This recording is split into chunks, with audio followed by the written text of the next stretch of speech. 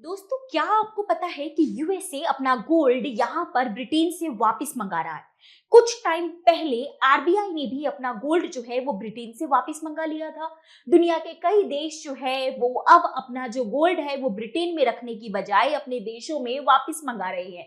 ये एक बड़ा सवाल खड़ा करता है कि आखिर जो कंट्रीज है वो अपना गोल्ड यहाँ ब्रिटेन से वापस क्यों ले रही है। और उससे भी बड़ा सवाल ये है कि कंट्री अपना गोल्ड जो सबसे इंपॉर्टेंट एसेट होता है अपनी कंट्री में रखने की बजाय यहाँ पर इंग्लैंड में रखना क्यों प्रेफर करती है। इन सारे सवालों के जवाब हम समझेंगे आज की इस वीडियो में। नमस्कार साथियों, मेरा नाम सोनम पाठक है और आप सबका मैं चहल एकेडमी के इस प्लेटफॉर्म पर स्वागत करती हूँ। दोस्तों, यहाँ पर जो है एक बड़ी खबर निकल कर आ रही है कि यूएसए ने क्या किया है, यहाँ पर लंदन से जो है वो यहाँ पर अपना गोल्ड वापस लेकर आ रहा है। यह यहाँ पर सिर्फ एक खबर के लिहाज से ही नहीं, ओवरऑल ये पूरी जो सिचुएशन है ये काफी इंपॉर्टेंट हो जाती है। लेकिन ये सिचुएशन आखिर इमर्ज कैसे हुई, ये कैसे यहाँ पर ये घटना हो रही है कि आज यूएसए को अपना गोल्ड जो है वो ब्रिटेन से वापस लाना पड़ रहा है। इसके पीछे का जो रीजन है, जो माना जा रहा है, वो है यहाँ पर एक तरीके का ट्रेड वॉर होने की आशंका, टैरिफ वॉर जो है वो होने का यहाँ पे अंदेशा। यहाँ पर जब से यहाँ पे डोनाल्ड ट्रंप के द्वारा जो है वो टैरिफ नीतियों का ऐलान किया गया है, खासकर जिस तरीके से वो यहाँ पे other metals just like steel, aluminium, इस पे जिस तरीके के वो टैरिफ लगा रहे हैं, यहाँ पे डर है कि कहीं यहाँ पर गोल्ड का भी टैरिफ वॉर जो है वो शुरू ना हो जाए। उसके अलावा यहाँ पर बात करें तो अमेरिका में और ब्रिटेन में, अमेरिका का जो न्यूयॉर्क यहाँ पे फ्यूचर मार्केट है या फिर जो लंदन का यहाँ पे जो है मार्केट है, इन दोनों में प्राइस का एक बड़ा गैप देखने को मिलता है। एंड इस प्राइस गैप की वजह से जो बीच में है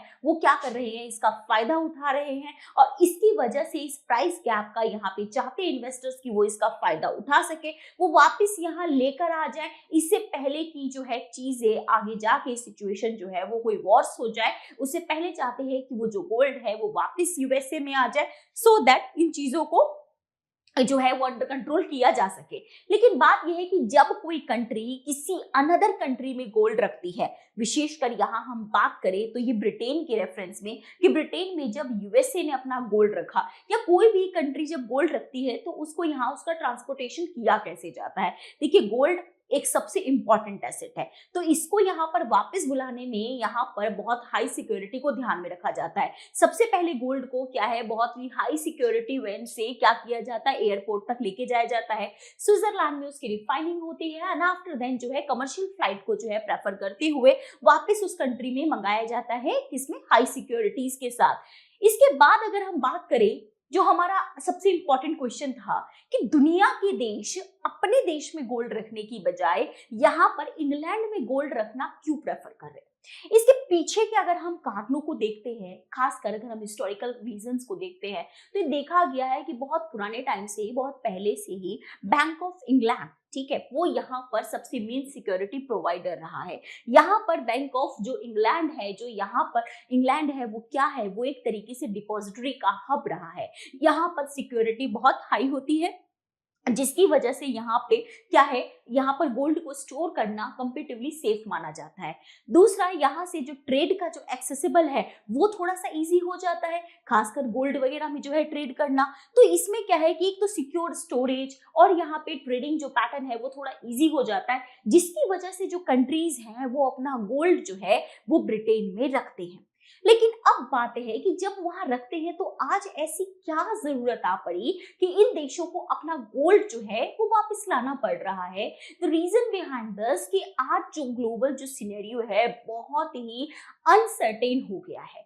आज जिस तरीके से ग्लोबली जो इनस्टेबिलिटी वाला जो टाइम चल रहा है, जिस तरीके से टैरिफ वॉर्स हो रहे हैं और जितनी चीजें जो है चेंज हो रही है, जियोपॉलिटिकल जो टेंशंस इमर्ज होके आ रहे हैं, ऐसे में जो कंट्रीज हैं उनको इस बात का डर है कि इन जियोपॉलिटिकल टेंशंस में कहीं उनके ऊपर किसी विशेष तरीके का कोई सैंक्शंस ना लग जाए, उनको कहीं नई टैरिफ्स का सामना ना करना पड़ जाए, सो दैट अब वो क्या कर रहे हैं, अपना गोल्ड वापस मंगा रहे हैं। इसके अलावा यहाँ पर बात करें, जैसे कि यहाँ पर है Brexit, shift to global power dynamic have जो है spurred countries to revaluate their security of their foreign assets. खासकर यहाँ पे जिस तरीके से जो पहले ब्रिटेन था वो यूरोपियन यूनियन का पार्ट था, बट क्या हुआ, ब्रिटेन ने यूरोपियन यूनियन को छोड़ दिया था। उसने जो ब्रिटेन ने जो यूरोपियन यूनियन से बाहर निकल गया, ये प्रोसेस ब्रेक्सिट कहलाता है। अब ब्रिटेन यूरोप से, यहाँ पे यूरोपियन यूनियन से अलग है। तो उसके बाद भी कंट्रीज ने रियलाइज कि अब क्या है, क्या ब्रिटेन के ऊपर इतना अभी रिलायबल किया जा सकता है क्या वहां पे, और खासकर वो तो तब की बात थी, 16-17 की बात थी। राइट नाउ 2024-25 जब सिचुएशंस बिल्कुल चेंज हो रही है, क्या एक कंट्री में इतना हम अपना गोल्ड स्टोर कर सकते हैं? और शायद ये रीजन है कि आप क्या है, कंट्रीजों ने अपना जो गोल्ड है वो निकालना शुरू कर दिया है।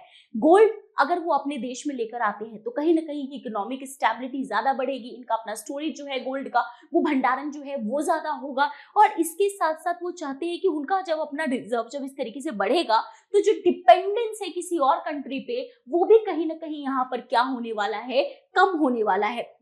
इसी के साथ साथ जो है यहाँ पर अब गोल्ड के साथ जब इस तरीके से जब वो लेकर आ रहे हैं, तो जो आर्बिट्रेज अपॉर्चुनिटीज है, जो मार्केट फैक्टर्स है, वो इसको भी क्या करवा पाएंगे, इसका जो है वो फायदा ले पाएंगे, खासकर गोल्ड मार्केट का। इसके साथ क्या है कि जो नेशनल जो रिजर्व है उनका, जो अपना एक रिजर्व जो हर कंट्री को मेंटेन करके रखना होता है, वो उसमें भी यहाँ पर हमें वैल्यू एडिशन जो है वो देखने को मिलेगा।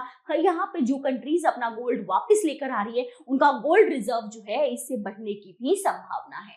तो इससे ओवरऑल क्या होगा, अगर हम बात करें गोल्ड के प्राइसेस की बात करें, तो ये क्या है कि ये जो पूरा का पूरा शिफ्ट है न्यूयॉर्क की तरफ, मतलब अब लंदन से जो न्यूयॉर्क जो गोल्ड जा रहा है, ये कहीं ना कहीं ऐसा माना जा रहा है कि गोल्ड के प्राइस को बूस्ट करने में जो है बूस्ट कर सकता है। जैसे कुछ यहाँ पर प्रेडिक्शंस हैं कि गोल्ड का प्राइस जो है वो $3000 पर आउंस में यहाँ पर क्या हो सकता है, यहाँ पे रीच जो है कर सकता है। इंडिया में भी अभी आपने सुना होगा कि जो गोल्ड के प्राइसेस हैं वो लगातार बढ़ रहे हैं, लगातार सोना जो है वो महंगा होता जा रहा है। इसके अलावा यहाँ पर बात करें कि जो प्राइस कैप है, जो आर्बिट्रेज है यहाँ पर, जहाँ पे लंदन और न्यूयॉर्क का, ये यहाँ पे आर्बिट्रेज अपॉर्चुनिटी जो है वो यहाँ पर जो है वो लेकर आ रहा है, सो दैट जो यहाँ पे इन्वेस्टर्स है वो इन प्राइस गैप का जो है वो अपने बेनिफिट के लिए यूज कर सकते हैं। यूएस मार्केट पोजीशन को ये कहीं ना कहीं स्ट्रेंथन करता है, क्योंकि USA will have it's on reserve. तो उससे क्या होगा, जो न्यूयॉर्क है वो मेजर गोल्ड ट्रेडिंग जो है वो सेंटर के हब के रूप में इमर्ज होकर आएगा। लेकिन इसके साथ हम अगर ओवरऑल देखें तो जो ट्रेड टेंशन से, जो इकोनॉमिक अनसर्टेनिटी है, राइट ना, उनमें भी अगर हम देखें तो गोल्ड एक तरीके से सेफ हेवन की तरह जो है, यहाँ पे सेफ हेवन एसेट्स की तरह जो है वो वर्क कर रहा है। इसके अलावा जो फाइनेंशियल इंस्टीट्यूशंस हैं, जैसे यहाँ पर जो है, इनका भी हमें इन्फ्लुएंस यहाँ पे ज्यादा देखने को मिल सकता है। तो ये ओवरऑल हमने समझा कि यूएसए जब अपना गोल्ड वापस ले रहा है, इसके क्या इम्प्लीकेशंस हो सकते हैं, या कोई भी कंट्री जब अपना गोल्ड वापस मंगा लेती है, जब अपने पास गोल्ड रखती है, तो क्या उसके आगे जो है वो प्रभाव देखने को मिल सकते हैं। इसी वीडियो के बेसिस पर एक क्वेश्चन है, देखते हैं क्या है। In recent years several countries including India have repatriated their gold reserve from London. Discuss the historical significance of London as a gold storage hub, the reasons countries are bringing their gold back, and the strategic implication of such moves। आपको यहाँ पर जितना चीजें हमने discuss की है कि सारी कंट्रीज क्या है वापस लेकर आ रही है, इंक्लूडिंग इंडिया, ये जो लेकर हम आ रहे हैं, इसका यहाँ पर जो है क्या एक जो है स्ट्रेटेजिक इम्प्लीकेशंस क्या हो सकते हैं, आपको इसे बताना है। Just try to write and just इसी की तरह और भी वीडियोस के लिए just stay tuned with Chahal academy. फिलहाल इस वीडियो में इतना ही है। Thank you very much. जय हिंद।